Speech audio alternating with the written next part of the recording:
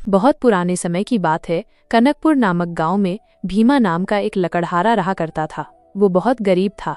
सामान के नाम पर उसके पास एक टूटी फूटी कुल्हाड़ी और जानवरों के नाम पर एक मरियल लंगड़ा घोड़ा और एक गधा था। किसी तरह वो अपनी इकलौती बेटी के साथ अपना बुढ़ापा गुजार रहा था।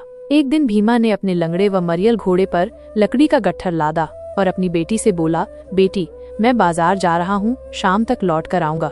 यदि मेरी सारी लकड़ियाँ बिक गईं तो तुम्हारे लिए कोई सुंदर सी वस्तु जरूर ले आऊंगा। आपकी इच्छा पूरी हो बापू, पर जरा सावधान रहना, क्योंकि बाजार में बहुत सारे मनहूस लोग होते हैं।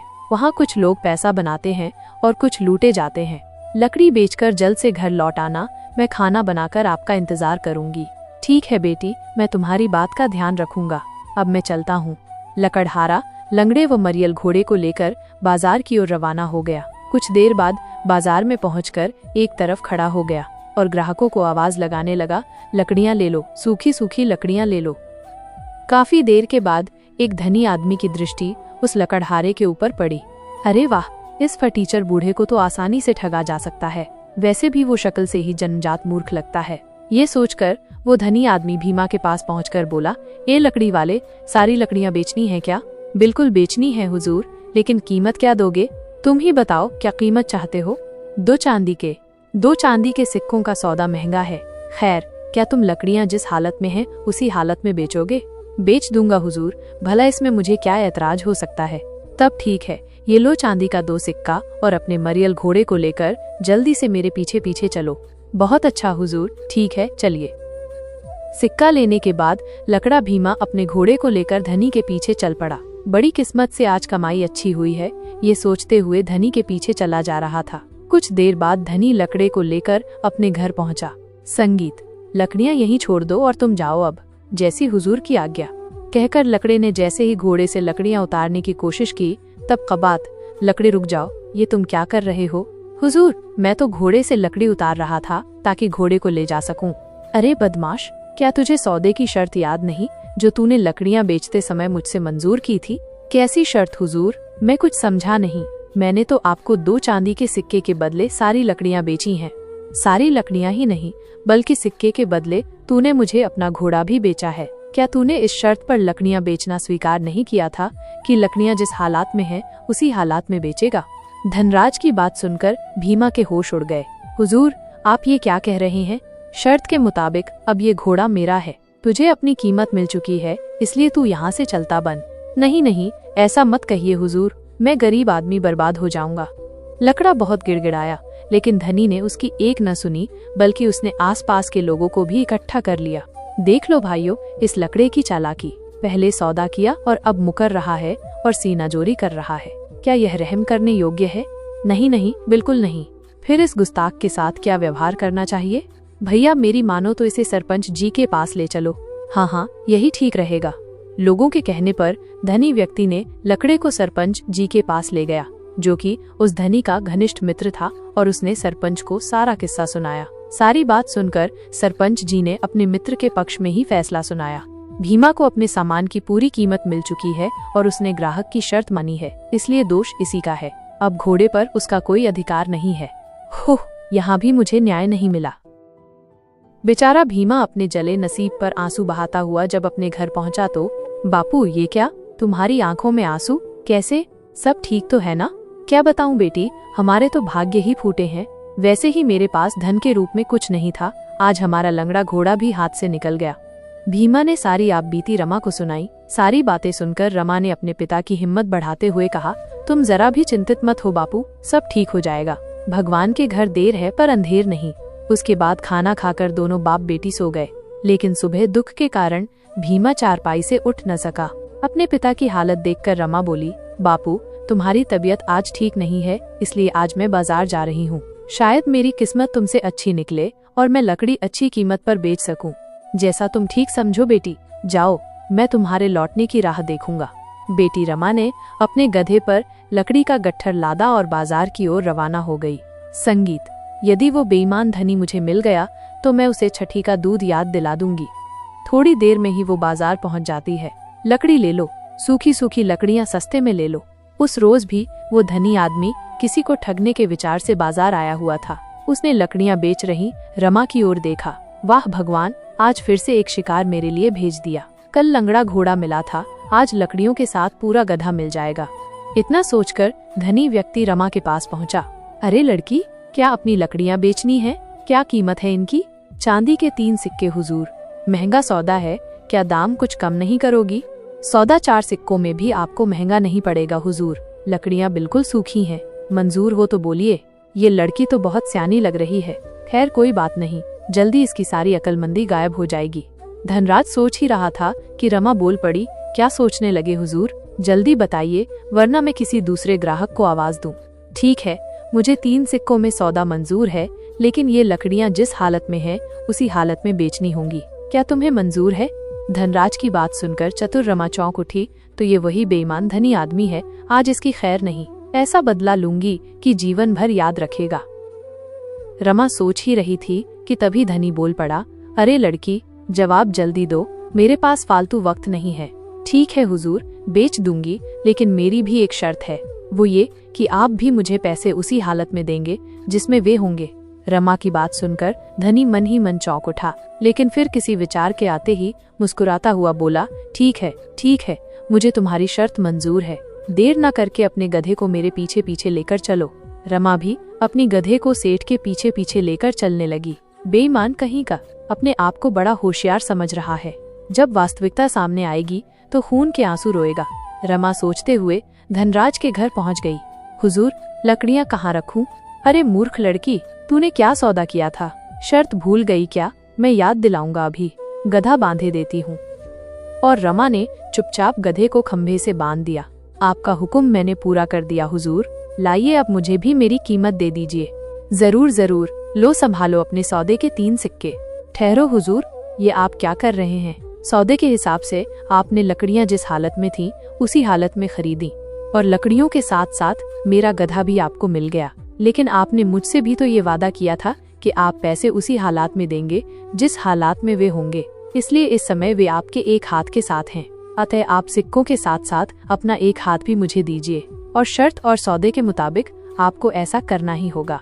लाइए सिक्कों के साथ अपना एक हाथ भी दीजिए। रमा की बात सुनकर धनराज के होश उड़ गए। क्या बक रही है लड़की, तुम्हारी ये मजाल? मैं कहता हूँ निकल जाओ मेरे घर से। बक नहीं रही सेठ जी, बल्कि न्याय की बात कर रही हूँ। आपको सिक्कों के साथ अपना एक हाथ भी देना होगा। तुम्हारी ये मजाल? मैं कहता हूँ निकल जाओ मेरे घर से। ऐसे नहीं सेठ जी, अब तो मैं यहाँ से अपना हक लेकर ही जाऊंगी। और रमा जोर जोर से चिल्लाने लगी। अरे सुनो भाइयों बहनों, मेरी बात सुनो, मुझे इस बेईमान सेठ से न्याय दिलवाओ। हे भगवान, यहाँ तो लेने के देने पड़ गए। अरे बेटी सुनो तो, मेरी बात तो सुनो। अब तो मैं सिर्फ एक ही शर्त पर आपकी बात सुन सकती हूँ सेठ जी, कि आप पहले अपना एक हाथ काट कर दीजिए। अरे बेटी, हाथ के बदले मैं तुम्हें एक घोड़ा, तुम्हारा गधा, सारी लकड़ियाँ और इन सब के साथ 4-4 चांदी के सिक्के भी देने को तैयार हूँ। भगवान के लिए लोगों को इकट्ठा मत करो। रमा भी अपनी जिद पर अड़ी थी। नहीं सेठ जी, मुझे ये सब चीजें नहीं, बल्कि तुम्हारा एक हाथ ही चाहिए। सेठ जी, लगता है आज ये 2 टके की छोकरी मेरा सत्यानाश करके ही छोड़ेगी। रमा और धनराज का शोर सुनकर देखते ही देखते आस पड़ोस के बहुत सारे व्यक्ति वहां जमा हो गए, और रमा ने उन्हें सारी बात सुनाकर अंत में बोला, अब आप सभी फैसला करें कि शर्त के मुताबिक मुझे सिक्कों के साथ साथ इसका एक हाथ भी मिलना चाहिए या नहीं। हाँ, मिलना चाहिए सेठ। कल इसी शर्त के मुताबिक तुमने एक गरीब लकड़े से उसका घोड़ा प्राप्त किया था, आज तुम्हें भी अपने हाथ को इस लड़की को देना होगा। बिल्कुल देना होगा, वरना हम तुम्हें जबरदस्ती सरपंच जी के पास ले चलेंगे। क्यों भाइयों? हाँ, हम भी साथ चलेंगे। सरपंच जी का नाम सुनते ही धनराज का चेहरा प्रसन्नता से खेल उठा। ठीक है, मैं अपनी इच्छा से सरपंच जी के पास चलने को तैयार हूँ।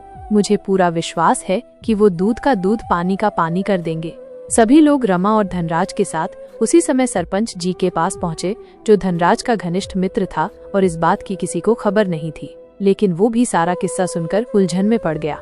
यदि मैं मित्र का पक्ष लेता हूँ तो सारे लोग मुझे अधर्मी और न्यायहीन समझेंगे, और ये बात महाराज तक पहुँच गई तो मेरी खैर नहीं। सरपंच इतना सोच ही रहा था कि रमा बोल पड़ी, गरीब के साथ न्याय कीजिए हुजूर, और मुझे मेरा हक दिलवाइए।